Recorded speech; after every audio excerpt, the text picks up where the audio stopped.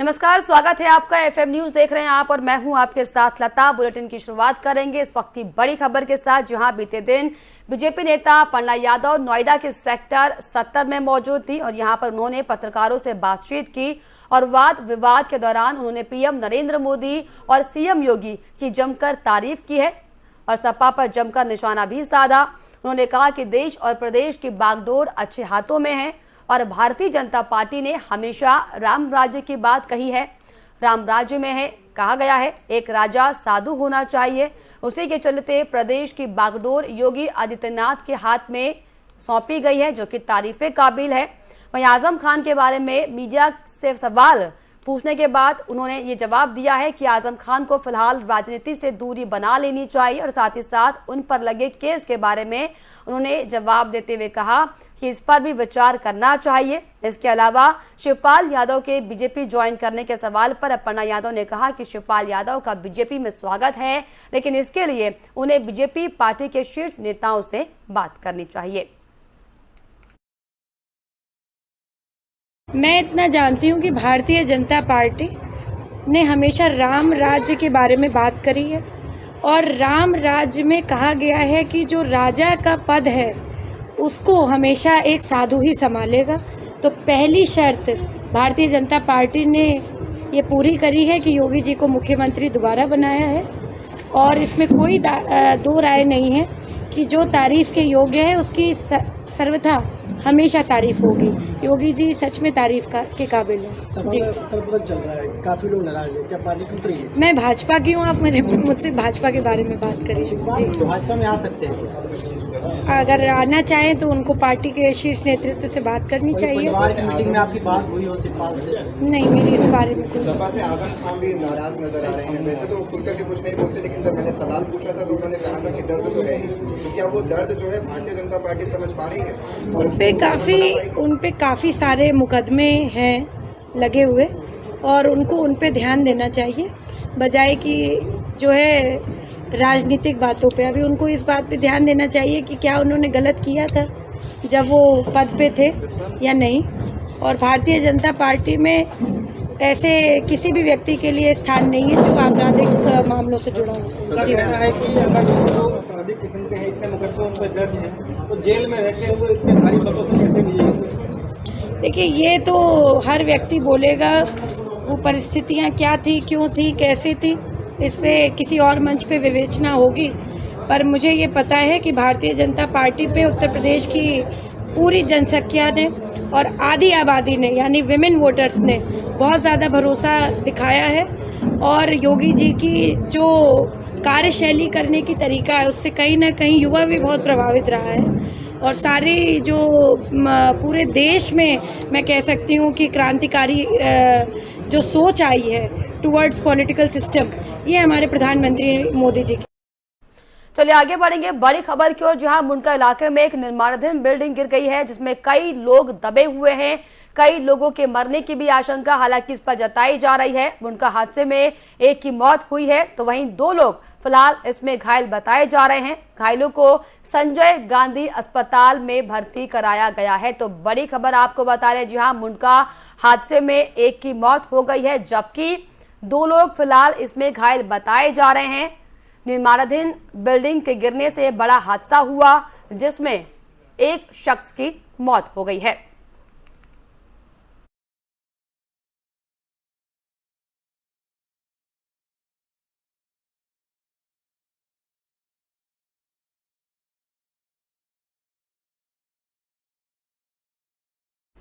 नोएडा के बहुचर्चित निठारी कांड मामले में कल एक अहम सुनवाई हुई है। निठारी हत्याकांड मामले में एक 24 वर्षीय युवती का रेप कर उसकी हत्या कर दी गई थी। हत्याकांड के आरोपी सुरेंद्र कोहली और मनिंदर सिंह पंडेर पर बच्चियों से दुष्कर्म, हत्या, षड्यंत्र, अपहरण और साक्ष्य मिटाने सहित कई अन्य अपराधों के आरोप लगे हुए हैं, जिसके बाद युवती के पिता ने कोर्ट में मुकदमा दर्ज कराया था। मामला सीबीआई कोर्ट में आया तो युवती के पिता ने पहले दोनों आरोपियों पर संगीन आरोप लगाए, लेकिन कुछ दिन बाद वो अपने बयान और आरोपों पर लगाए गए आरोप से पलट गया, जिसके चलते निठारी हत्याकांड के मुख्य आरोपी सुरेंद्र कोहली और मनिंदर पंडेर की फांसी की सजा रोक दी गई थी। उस समय इस मामले पर सीबीआई की जज रमा जैन सुनवाई कर रही थी। गवाह के बयान पलटने पर तत्कालीन जज रमा जैन ने युवती के पिता के खिलाफ परिवारवाद दर्ज करवाया था, जिस पर सुनवाई करते हुए कोर्ट ने कल आरोपी को दोषी करार दिया है। साथ ही साथ कोर्ट ने 31 मई को सजा का ऐलान करने की बात कही है। वहीं फिलहाल पुलिस ने आरोपी पिता को कस्टडी में लेकर आगे की कार्रवाई शुरू कर दी है। निठारी में रहने वाले नंदलाल की बेटी पायल के गायब होने के संबंध में नंदलाल ने एक मुकदमा दर्ज कराया था, जिसमें इन्वेस्टिगेशन के बाद में पायल का जो मोबाइल था वो सुरेंद्र कोहली पे मिला और उसके बाद में इन दोनों को मुलजिम बनाते हुए 16 मुकदमे दर्ज हुए थे, जिसमें सबसे बड़ा मुकदमा पायल बड़ी के पिता नंदलाल उसमें वादी थे। नंदलाल ने सीबीआई कोर्ट में शुरू में बयान दिया कि सुरेंद्र कोहली और मोनिंदर सिंह पंधेर ने मेरे सामने ये कन्फेशन किया कि उसने सभी निठारी के बच्चे को काटा है और वो आरी बरामद कराई जिससे वो बच्चे को काटा करता था। और उसके बाद में उसी बयान के आधार पे नंदलाल ने पंडेर को मुलजिम मर्डर का बनवाया, लेकिन उसके तुरंत बाद वो अपने बयान से पलट गया और उसने कोर्ट के सामने दोबारा से बयान मुकर कर नया बयान दिया कि मोनिंदर सिंह पंधेर ने मेरे सामने कोई जुर्म इकबाल नहीं किया, ना ही उसने कोई आरी बरामद कराई।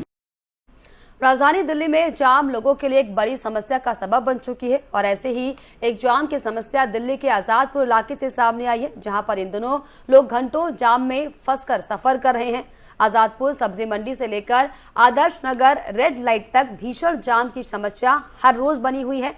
खासतौर पर सुबह और शाम के वक्त लगने वाला जाम लोगों के लिए बड़ी मुसीबत का कारण बन गया है। वहीं जाम की समस्या से जूझ रहे लोगों ने इस पर क्या कहा है, आपको सुनाते हैं।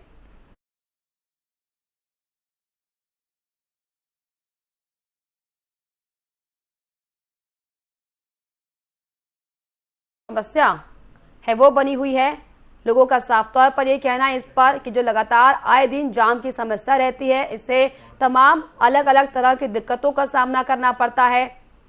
ऐसे में जाम की जो बड़ी समस्या है इसको लेकर कई बार हालांकि स्थानीय लोग उसकी शिकायत भी कर चुके हैं, लेकिन लगातार जाम की समस्या के चलते लोगों को तमाम तरह की दिक्कतों का सामना करना पड़ रहा है।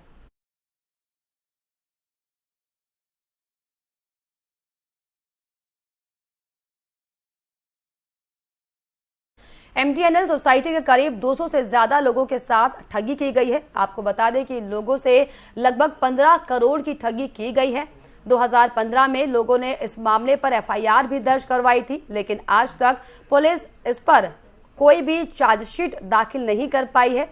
वहीं 2015 के इस मामले पर MTNL कर्मचारी आज तक पुलिस के चक्कर लगा रहे हैं। ऐसे में पीड़ित लोगों ने क्या कुछ कहा, आपको सुनाते हैं।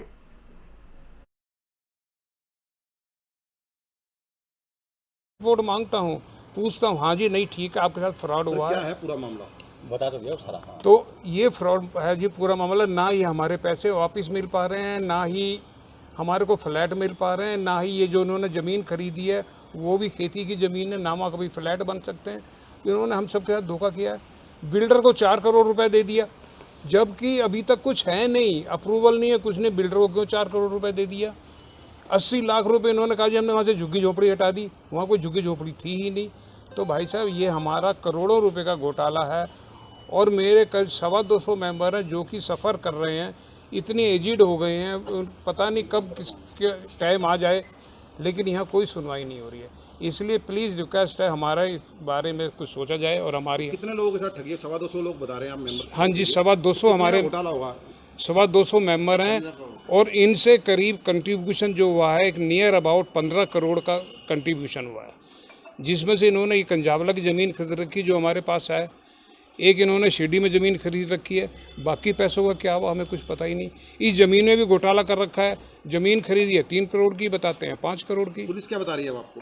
पुलिस ये बता रही है जी कि हम इंक्वायरी कर रहे हैं, हम देख रहे हैं। आपने पूछा इन्वेस्टिगेशन में अब तक क्या निकला? सर मैंने पूछा, वो कहते हैं कि हाँ जी इन्वेस्टिगेशन में उन्होंने फ्रॉड किया है आपके साथ। और आपको शायद चीटिंग की गई है, लेकिन बावजूद उसके चार्जशीट दाखिल लेकिन उसके बावजूद भी समझ नहीं आ रहा, जब पुलिस मानती है हमारे साथ फ्रॉड हुआ है तो चार्जशीट क्यों नहीं दाखिल कर रही। FIR में इन्होंने धाराएं लगाई हैं 420, 106, 406 इस तरह की धाराएं लगा रहे। जब ये सारी क्रिमिनल धाराएं हैं तो फिर उसके बाद क्या चक्कर है।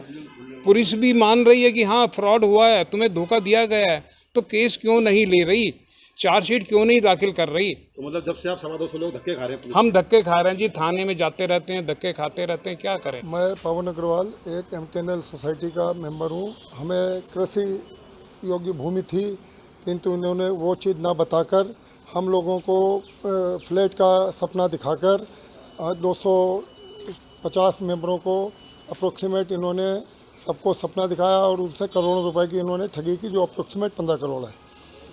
उसके बाद पश्चात जब कुछ नहीं हो रहा था तो बिल्डर भी इनके साथ मिला हुआ है। जब कुछ नहीं हो रहा था तो इन्होंने वहाँ पर पैसा हमारा जो है यहाँ से ट्रांसफ़र कर लिया शिरडी में पैसा ट्रांसफ़र करके वहाँ पर दूसरी सोसाइटी बना के इन्होंने अपनी, कोई मेंबरों की कंसेंट नहीं है उसमें। हम लोगों ने फ्लैट के लिए पैसा दिया था, ना कि भूमि खरीदने के लिए। इन्होंने अपनी एक दूसरे नाम से सोसाइटी बना के और वहाँ पर अपना आराम गृह, जो जिसको कहते हैं आरामदायक जगह कि हम अपना बंगला बना लेंगे और मौज करेंगे जाके, इन्होंने वहाँ पर जगह खरीदी हुई है, जिसका हम किसी मेंबरों को जानकारी नहीं है। वो पैसा हमारे खाते से ट्रांसफ़र हुआ, जो कि एक प्रूफ के रूप में मौजूद है। और उसके पश्चात इन्होंने 2019 में फिर हमारे ही सोसाइटी के पेपर, रजिस्ट्रेशन, सारी चीज़ दिखा के और फिर 50 मेंबरों के साथ इन्होंने ठगी 4 करोड़ 60 लाख की करीब करी। उसी में कोई किसी तेज तर्रार मेंबर ने EOW में कंप्लेंट दी। उनके कंप्लेंट के ऊपर वहाँ पर कार्रवाई हुई, EOW ने कार्रवाई की और उसके कार्रवाई करने के तुरंत उसमें पाया गया कि सब फर्जीवाड़ा हुआ। फर्जीवाड़ा कर ही रहे हैं लोग। फिर 4 करोड़ 60 लाख की ठगी में, उस जुर्म में उनके बेटे को और 3 आदमियों को अरेस्ट करके बंद किया हुआ है। किंतु हमारी 2015 की जो ठगी हुई है उसके अंतर्गत आज तक यही कहा जा रहा है कि साहब कार्रवाई कर रहे हैं, इन्वेस्टिगेशन कर रहे हैं।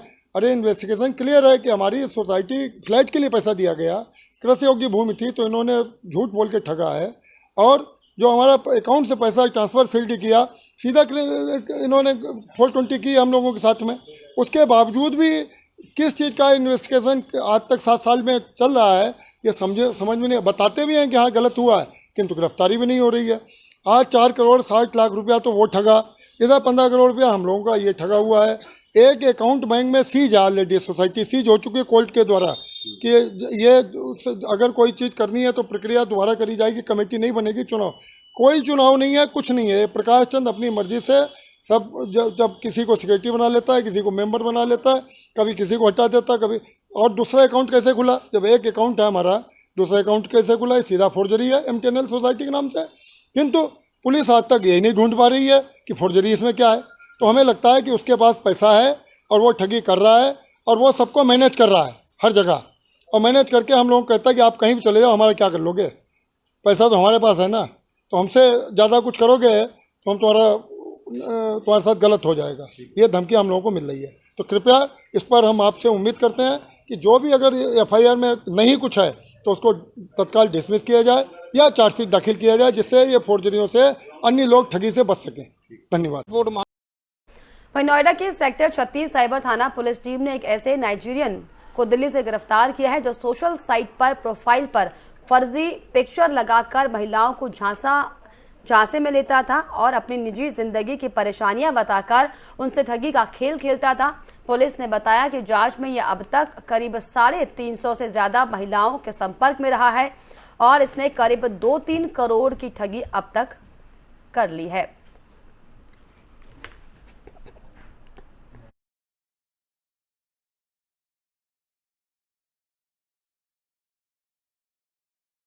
और इस पर खास जानकारी के लिए हमारे संवाददाता ताहिर सैफी जुड़े हैं। ताहिर, जिस तरीके से एक नाइजीरियन को पुलिस ने गिरफ्तार किया है जो महिलाओं के साथ ठगी करता था और करोड़ों की ठगी अब तक कर चुका है, क्या कुछ जानकारी? देखिए बिल्कुल लता जी, आपको बता दूं कि नोएडा के सेक्टर 36 थाना पुलिस को जो है सूचना मिली थी कि एक युवक जो है लगातार महिलाओं को ठगी का शिकार बनाया जा रहा है, जिस पर जो है साइबर क्राइम की टीम जो है पूरे मामले की जांच करती है और जांच के दौरान पाया जाता है कि नाइजीरियन युवक के द्वारा भारतीय महिलाओं को जो है ठगी का शिकार बनाया जा रहा था। बीते दिनों इस युवक के द्वारा जो है इंडियन एक महिला को जो है अपना शिकार बनाया गया था, जिसके चलते इस युवक ने अपने पहले माँ को जो है बीमार बताया और बीमार बताने के बाद जो है 2 लाख रुपए अपने अकाउंट में जो है ट्रांसफर कराया। उसके बाद जो अपनी माँ के मरने का हवाला देते हुए 3 लाख रुपए जो है ट्रांसफर करा है। उसके बाद जो है पूरे घटनाक्रम को जो है आगे बढ़ाते हुए इसके द्वारा उस महिला से जो है लगभग 60 लाख रुपए की ठगी की वारदात को अंजाम दिया गया था। पीड़ित महिला को जो अपनी ठगी का एहसास हुआ था, उसने इसकी शिकायत जो है साइबर थाना पुलिस से की थी। साइबर पुलिस के अधिकारियों ने कार्रवाई करते हुए आरोपी नाइजीरियन ठग को जो है गिरफ्तार कर लिया। पकड़े गए आरोपी से पूछताछ में खुलासा हुआ है कि अब तक जो है 2 से 3 करोड़ रुपए की ठगी की वारदातों को इसके द्वारा जो है अंजाम दिया गया है। पुलिस के आला अधिकारियों से जब मेरी बात हुई है, पुलिस के आला अधिकारियों का कहना है कि इस युवक के द्वारा सोशल साइट पर जो है अपनी एक प्रोफाइल बनाया करता था और उसके बाद पहले महिलाओं को अपने झांसे में लिया करता था और उनसे शादी का नाम पर जो है ठगी की वारदात को अंजाम दिया करता था। पुलिस के आला अधिकारियों ने के साथ ये आरोपी ठगी कर चुका है और पुलिस इस पर किस तरीके से कार्रवाई कर रही है?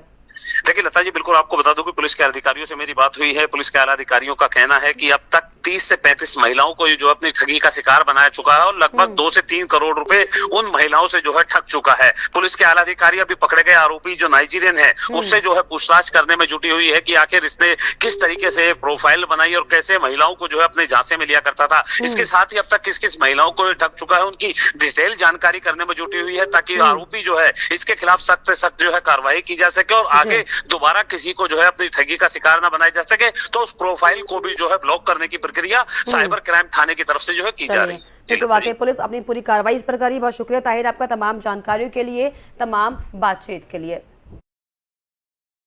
उन्होंने हमारे यहाँ दर्ज कराई थी कि उनसे मैट्रिमोनी साइट पर प्रोफाइल बना करके और संजय नाम के व्यक्ति ने हमसे जो है फ्रेंडशिप सब दोस्ती की और शादी तय हो गई।